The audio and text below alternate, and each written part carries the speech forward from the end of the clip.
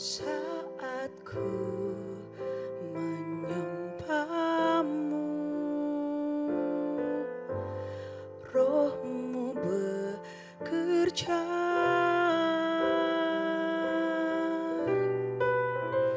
Saat ku memujimu,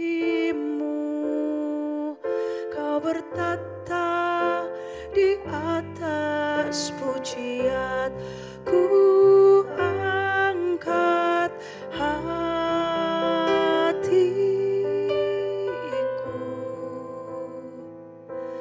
ku pandang ke kudusan-Mu. Saat ku sembah, ku puji-Mu, ku rasakan kehadiran-Mu Tuhan. Ku angkat hatiku, ku pandang ke kudusan-Mu. Saat ku sembah, ku puji-Mu, ku rasakan kehadiran-Mu Tuhan. Ku rasakan kehadiran-Mu Tuhan. Ku rasakan kehadiran-Mu Tuhan. Haleluya. Kami rasakan hadirat-Mu, kami rasakan Engkau hadir. Terima kasih Yesus.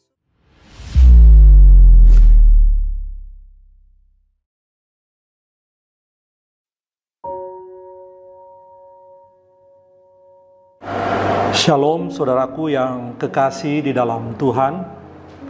Kembali kita berjumpa lagi dalam kebenaran firman Tuhan hari ini, dalam Sermon Today hari ini. Saudaraku yang kekasih dalam Tuhan, saya rindu kita bersama-sama hari ini akan belajar bersama-sama dari kisah tentang Elia dan janda di Sarfat. Firman Tuhan secara keseluruhan dalam kebenaran firman Tuhan hari ini tentang Elia dan janda di Sarfat itu terambil dalam 1 Raja-Raja 17 ayatnya yang ke-7 sampai ayatnya yang ke-24. Tetapi kita tidak akan membaca secara keseluruhan. Saya akan membaca beberapa ayat, Bapak Ibu Saudaraku yang kekasih dalam Tuhan. Ayatnya yang ke-7, tetapi sesudah beberapa waktu, sungai itu menjadi kering, sebab hujan tiada turun di negeri itu. Maka datanglah firman Tuhan kepada Elia, bersiaplah, pergilah ke Sarfat yang termasuk wilayah Sidon, dan diamlah di sana. Ketahuilah, aku telah memerintahkan seorang janda untuk memberi engkau makan. Mungkin kita sudah membaca kisah tentang Elia dan janda di Sarfat ini beberapa kali, bahkan kita sudah mungkin mendengar khotbah tentang Elia dan janda di Sarfat. Bapak Ibu Saudaraku yang kekasih dalam Tuhan, jika kita membaca secara keseluruhan tentang kisah Elia dan janda di Sarfat, apa makna yang akan kita ambil dari kebenaran firman Tuhan ini? Yang pertama, Bapak Ibu Saudaraku yang kekasih dalam Tuhan, saya mau menyampaikan bahwa Tuhan bertanggung jawab untuk memelihara dan memberi makan hambanya Elia kemana dia mengutus Elia. Tuhan bahkan telah memerintahkan orang atau bahkan burung gagak untuk memberi dia makan. Bapak Ibu Saudaraku yang kekasih dalam Tuhan, Jika Elia mengalami hal yang demikian, kita pun sebagai orang yang percaya kepada Tuhan juga akan dipelihara Tuhan. Tuhan yang sama juga bertanggung jawab untuk memelihara serta memenuhi segala kebutuhan kita, Bapak Ibu. Baik kebutuhan jasmani, kebutuhan rohani, di mana Tuhan menempatkan kita berada saat ini. Di mana pula Tuhan mengutus kita untuk menjadi saksinya dalam kehidupan kita setiap hari. Yakinlah dan percayalah bahwa Tuhan yang sama yang telah memelihara Elia juga akan memelihara kita. Tuhan yang bertanggung jawab terhadap kehidupan Elia juga akan bertanggung jawab terhadap kehidupan kita, memenuhi segala kebutuhan dan keperluan kita, Bapak Ibu.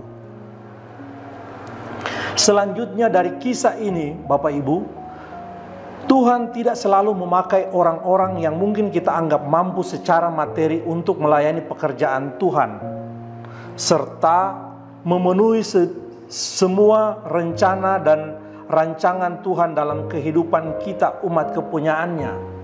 Tetapi seringkali Tuhan memilih orang-orang yang mungkin menurut kita, Bapak Ibu, tidak masuk dalam hitungan kita, namun memiliki kerendahan hati untuk mendengarkan dan melakukan firman Tuhan dengan penuh ketaatan.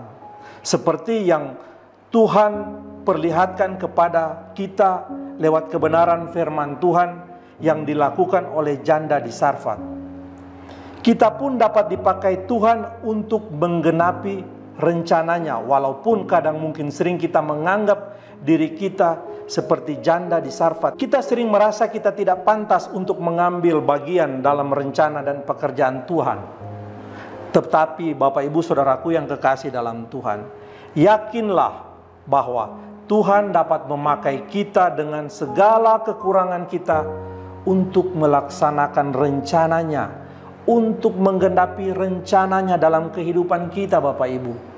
Tergantung kita apakah kita mau memberikan hidup kita dipakai Tuhan untuk rencananya dan untuk pekerjaannya. Bapak Ibu Saudaraku yang kekasih dalam Tuhan, lewat kebenaran firman Tuhan saat ini Tuhan mengutus Elia kepada janda itu sesungguhnya bukan untuk menyelamatkan Elia dari kekeringan dan kelaparan. Kalau kita baca kisahnya, seolah-olah janda ini yang memberi makan dan menolong Elia. Tetapi justru kehadiran Elia di tempat janda itu adalah untuk menyelamatkan dan memberkati janda itu beserta anaknya. Kadang kita sulit memahami rencana Tuhan ketika kita baru mau memulainya, Tuhan, Bapak Ibu. Namun yakin dan percaya, rancangannya selalu mendatangkan kebaikan bagi mereka yang percaya akan firman-Nya. Bapak Ibu Saudaraku yang kekasih dalam Tuhan, jika hari-hari ini kita merasa kita ada dalam kesusahan karena persoalan, apakah itu persoalan pekerjaan, apakah itu persoalan rumah tangga, persoalan kesehatan, itu bukan Tuhan sedang menghukum kita. Namun Bapak Ibu Saudaraku yang kekasih dalam Tuhan, jadikan pergumulan kita hari ini menjadi alat Tuhan untuk memproses kita menjadi lebih baik untuk rencana Tuhan yang lebih besar dalam kehidupan kita. Bapak Ibu Saudaraku yang kekasih dalam Tuhan, jika kita melakukan sesuatu, lakukanlah sesuatu itu untuk Tuhan, bukan untuk kepentingan kita atau untuk kita mendapatkan pujian. Atau mungkin karena kita berpikir ketika kita melakukan sesuatu itu ada untung atau rugi bagi kita. Tetapi lakukanlah sesuatu itu karena kita mengasihi Tuhan.